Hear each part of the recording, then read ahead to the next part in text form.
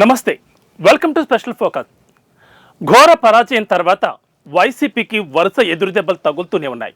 ముఖ్యంగా రాష్ట్ర రాజకీయాల్లో కీలకంగా ఉండే పశ్చిమ గోదావరి జిల్లాలో వైసీపీ పూర్తిగా ఖాళీ అయిపోయే పరిస్థితి కనిపిస్తోంది. జిల్లాలో ఆ పార్టీకి చెందిన కీలక నేతలు గ్రంథి శ్రీనివాస్, చెరుకువాడ రంగనాథరాజులు టీడీపీలో చేరడం దాదాపు ఖరారైందంటున్నారు. అదే జరిగితే ఉమ్మడి పశ్చిమ గోదావరి జిల్లాలో వైసీపీకి పెద్ద దిక్కు లేకుండా పోవడమే కాదు, పక్క జిల్లాల్లో వైసీపీపై కూడా ఆ ప్రభావం రిఫ్లెక్ట్ అవుతుందన్న అభిప్రాయం వ్యక్తమవుతోంది.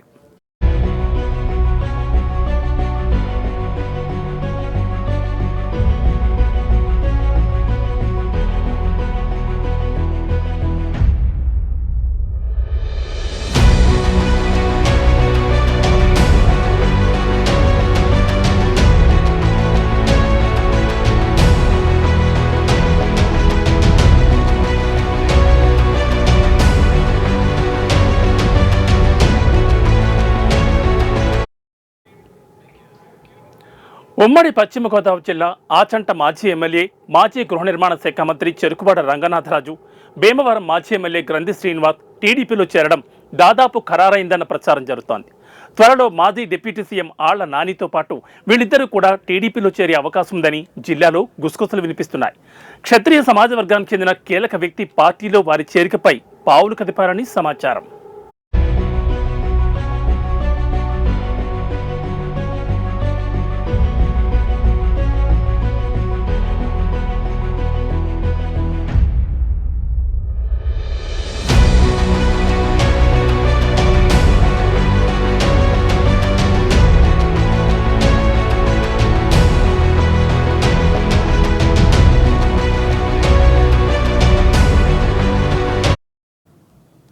ఆలనానితో పాటు చెరుకువాడ రంగనాథరాజు, గ్రంథి శ్రీనివాస్ వైసీపీకి గుడ్ బై చెప్పి పార్టీ మారితే ఉమ్మడి పశ్చిమ గోదావరి జిల్లాలో వైసీపీ ఖాళీ అయినట్లేనన్న అభిప్రాయం వ్యక్తమవుతుంది.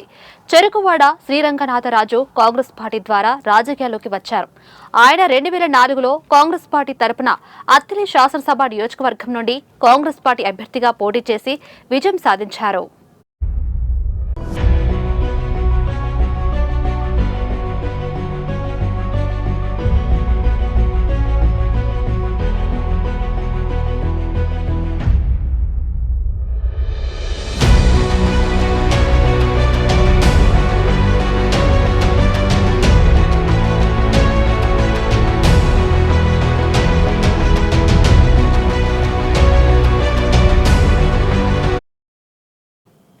2009లో జరిగిన నియోజకవర్గాల పునర్వ్యవస్థీకరణలో అత్తిలి శాసనసభ నియోజకవర్గం రద్దయింది. ఆయన 2009 ఎన్నికల్లో పోటీ చేయలేదు. రాష్ట్ర విభజన తర్వాత టీడీపీ బాట పట్టిన శ్రీరంగనాథరాజు 2014, 2018 మధ్య కాలంలో జిల్లా టీడీపీ సమన్వయకర్తగా వివరించారు.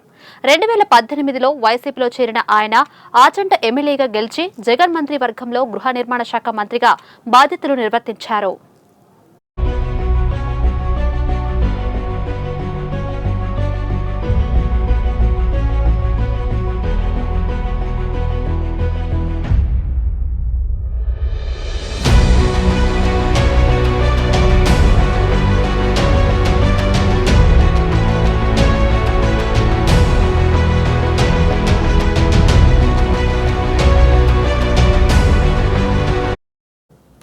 ఇక భీమవరం మాజీ ఎమ్మెల్యే గ్రంథి శ్రీనివాస్ కూడా వైసీపీకి గుడ్ బై చెప్పబోతున్నట్లు జిల్లాలో ప్రచారం ఊపందుకుంది.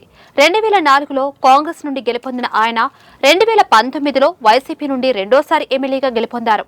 అయితే 2019 ఎన్నికల్లో జనసేన అధినేత పవన్ కళ్యాణ్ పై గెలిచినా కనీసం గుర్తింపు లేదని గ్రంథి అనుచరులు బహిరంగంగానే విమర్శలు చేశారు.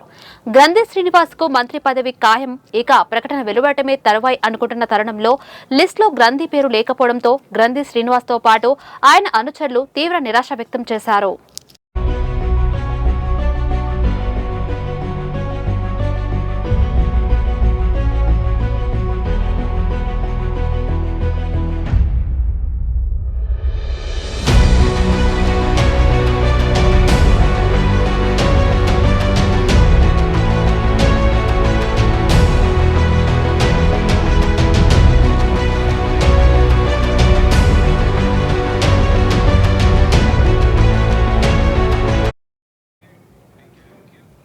మంత్రి పదవి 2 సార్లు చేతిదాకా వచ్చి జారిపోయినా వైసీపీ అధిష్టానం సరిగ్గా పట్టించుకోకపోయినా మాజీ ముఖ్యమంత్రి రాజశేఖర రెడ్డి మీద ఉన్న అభిమానంతో గ్రంథి శ్రీనివాస్ పంటి బిగువన పార్టీలో కొనసాగుతుంటారు.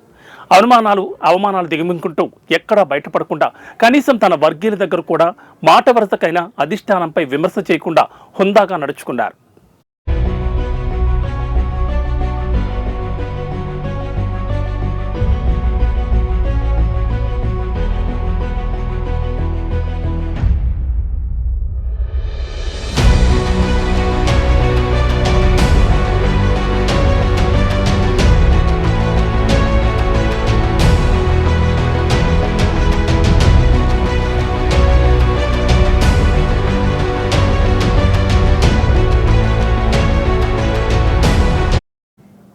రెండు 2019లో గెలిచినప్పటికీ తనకు వ్యక్తిగతంగా వైసీపీ అధిష్టానం ఏమీ చేయకపోయినా మరలా 2024లో రెట్టించిన ఉత్సాహంతో ఎన్నికల రంగంలోకి దిగారు.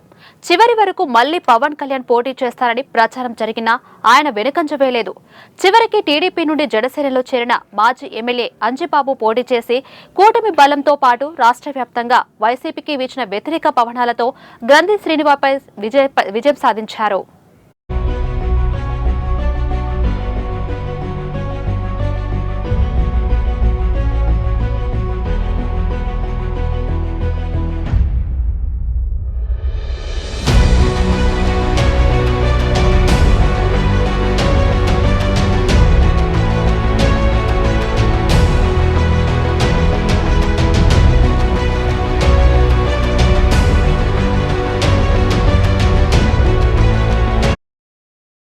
ఆలనాని టీడీపీలో చేరడం ఖాయమవడంతో చేరిక సందర్భంగా ఆయన తన స్థాయి నిరూపించుకోవాలని భావించారు. అందుకే రంగనాథరాజు, గ్రంథి శ్రీనివాసరెడ్డి కూడా తనతో పాటు టీడీపీలో చేర్చడానికి చూస్తున్నారంట.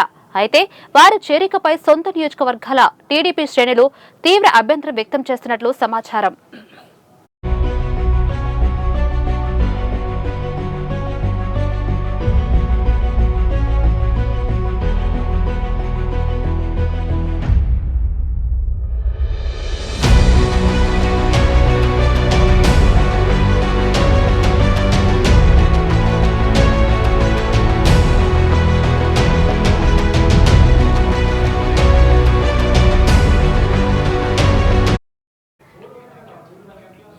ఏది ఏమైనా రాష్ట్ర రాజకీయాల్లో ఉభయ గోదావరి జిల్లాలు ఎంత కీలకమో అందరికీ తెలిసిందే. పార్టీల తలరాతలు మార్చే జిల్లాలు ఆ రెండు.